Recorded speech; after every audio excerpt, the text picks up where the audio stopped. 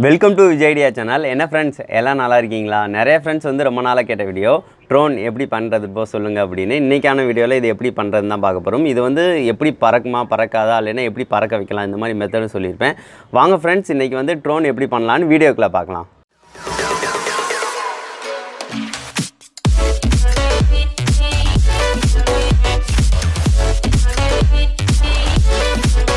இதுக்கு தேவையான பொருள் பார்த்திங்கன்னா 4 வந்து மோட்ரு வந்து தேவை.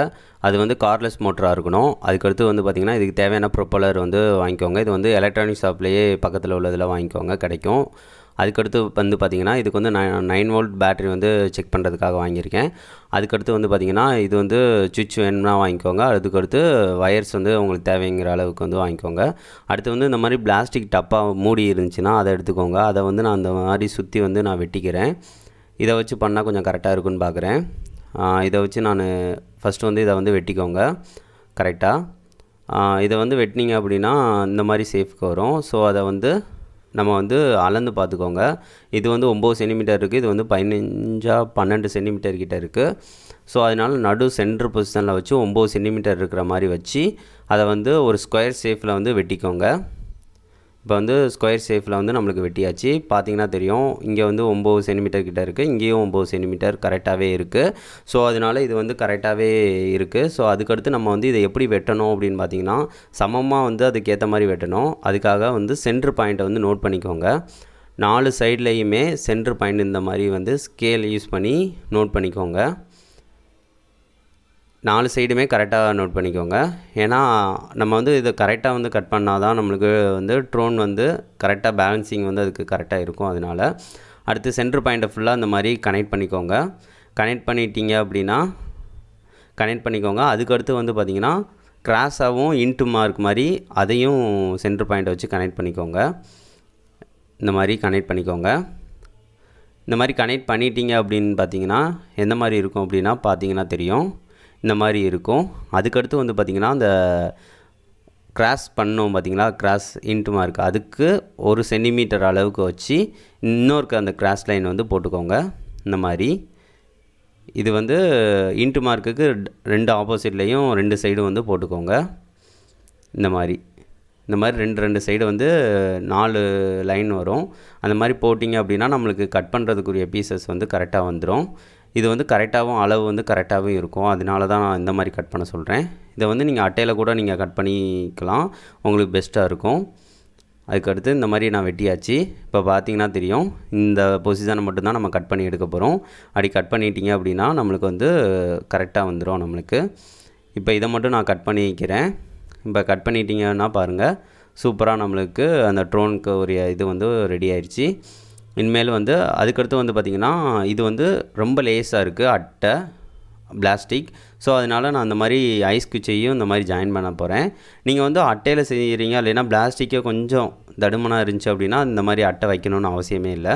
நான் அதனால் இந்த மாதிரி அட்டை யூஸ் பண்ணாதனால இந்த மாதிரி ஐஸ் குச்சை வந்து நான் யூஸ் பண்ணிக்கிறேன். இந்த மாதிரி சென்ட்ரல் பொசிஷனில் வந்து வச்சுக்கிறேன். ஐஸ் குச்சியுமே அங்கே வந்து ட்ரோன் வைக்கிறதுக்காக கொஞ்சம் பிச்சு தான் விட்டுருந்துருக்கேன். அதுக்கடுத்து இந்த மாதிரி க்ளூ யூஸ் பண்ணி ஒட்டிடுறேன். இந்த மாதிரி ஒட்டிக்கோங்க. இப்போ வந்து பார்த்திங்கன்னா தெரியும், நல்லாவே ஒட்டிக்கிடுச்சு. ஐஸ் குச்சியில் வந்து நான் ஹோல் வந்து போட்டதுக்கு வந்து ட்ரோன் வந்து வைக்கிறதுக்காக இந்த மாதிரி நீங்களும் போட்டு எடுத்துக்கோங்க. இப்போ நம்மளுக்கு சூப்பராக ரெடி ஆயிடுச்சு. இனிமேல் வந்து ட்ரோன் வந்து நம்ம வைக்கிறது தான். ஸோ அதனால் ப்ரொப்பலரை வந்து இந்த மாதிரி ஜாயின் பண்ணிக்கோங்க. எல்லாத்தையும் கரெக்டாக ஜாயின் பண்ணி எடுத்துக்கோங்க. அதுக்கடுத்து வந்து நம்ம வந்து இங்கே வந்து ஹோல் போட்டு நம்ம வந்து மோட்டரை வந்து செட் பண்ண போகிறோம். அதுக்கு நான் சால்ட்ரிங் அயனை யூஸ் பண்ணி நான் ஹோல் வந்து போட்டுக்கிறேன். நீங்கள் கம்பி இருந்தால் கூட கம்பியை கூட சுட வச்சு இந்த மாதிரி ஹோல் வந்து போட்டுக்கோங்க, கரெக்டாக இருக்கும். இந்த மாதிரி 4 இதுலேயும் வந்து ஹோல் போட்டுட்டு நான் வந்து மோட்டரை வந்து செட் பண்ண போகிறேன். இப்போ வந்து மோட்டரை வந்து கரெக்டாக செட் பண்ணுறதுக்காக வைக்கிறேன். ஆனால் வந்து கொஞ்சம் இந்த ஐஸ் குச்சி வந்து இடிக்குது. ஸோ அந்த மாதிரி இருந்துச்சு அப்படின்னா அந்த ஐஸ் குச்சி அதுக்கேற்ற மாதிரி வந்து வெட்டி விட்டுக்கோங்க. வெட்டி விட்ட பிறகே வந்து மோட்டரை வந்து செட் பண்ணுங்கள். இந்த மாதிரி நான் வெட்டி விட்டுக்கிறேன்.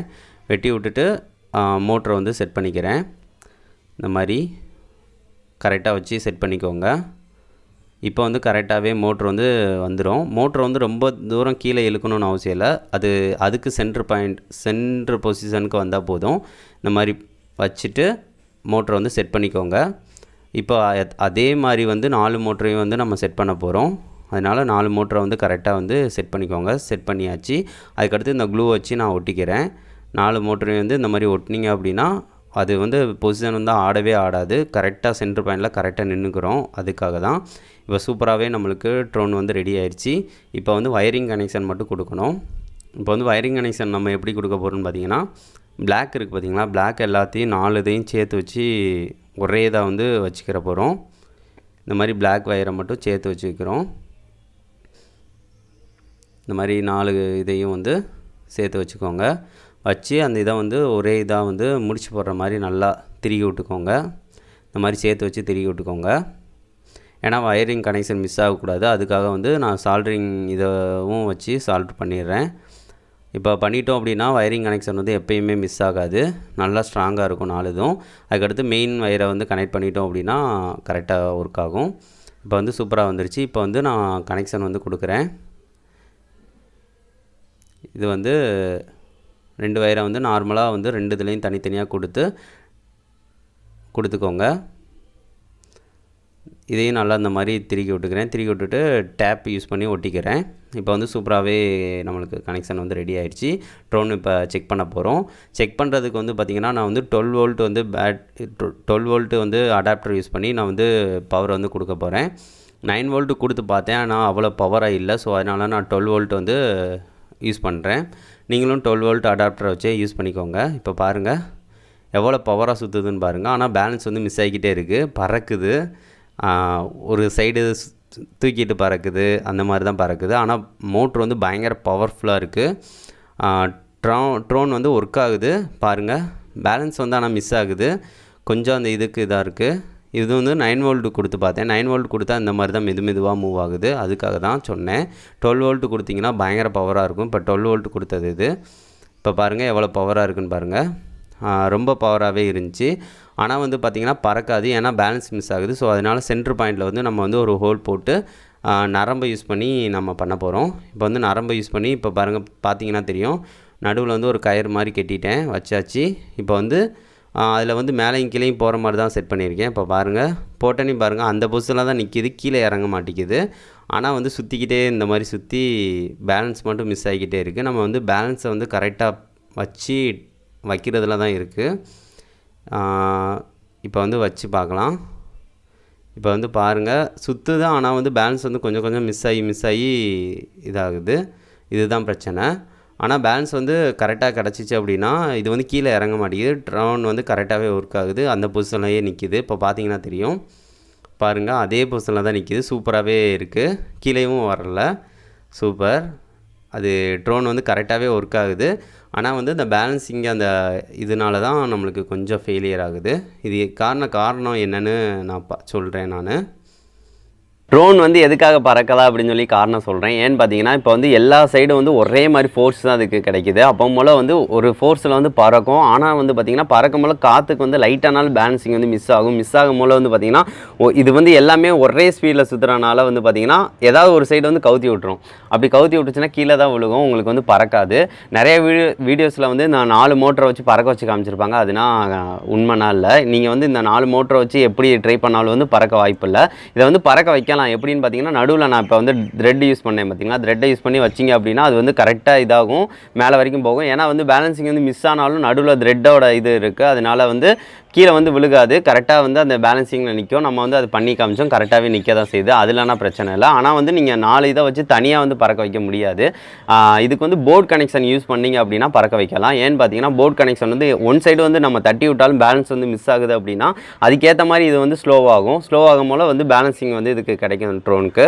அதை வந்து அந்த போர்ட் கனெக்ஷனே பார்த்துக்கிறோம். நம்ம அடுத்த வீடியோவில் வந்து நான் போர்ட் கனெக்ஷன் வச்சு நான் ட்ரை பண்ணி காட்டுறேன். சாரி ஃப்ரெண்ட்ஸ், இது வந்து சொல்கிறதுக்காக தான் இந்த இது வந்து உங்களுக்கு மேக் பண்ணேன். இது வந்து நார்மலாக வந்து போர்டு யூஸ் பண்ணாமல் நீங்கள் பண்ணிங்க அப்படின்னா கொஞ்சம் பேலன்சிங் வந்து மிஸ் பண்ண முடியாது. ஸோ அதனால் நீங்கள் எந்த இது போனாலும் கொஞ்சம் லைட்டாக பறந்துட்டு கீழே தான் விழுகும். அதை தான் உங்கள்கிட்ட சொல்கிறதுக்காக தான். இதை வந்து நீங்கள் ட்ரை பண்ண வேண்டாம். நான் வந்து போர்டை வச்சே நீங்கள் எதுனாலும் போர்டை வச்சு நீங்கள் ட்ரை பண்ணுங்கள். நான் வந்து நெக்ஸ்ட் வீடியோவில் வந்து அடுத்த வந்து மேக் பண்ணுறேன் அப்படின்னா போர்டை வச்சு உங்களுக்கு இந்த ட்ரோன் வந்து பறக்க வச்சே காட்டுறேன். தேங்க்யூ ஃப்ரெண்ட்ஸ், வீடியோ பார்த்ததுக்கு. நெக்ஸ்ட் வந்து ஒரு நல்ல வீடியோவோட மீட் பண்ணலாம். தேங்க்யூ.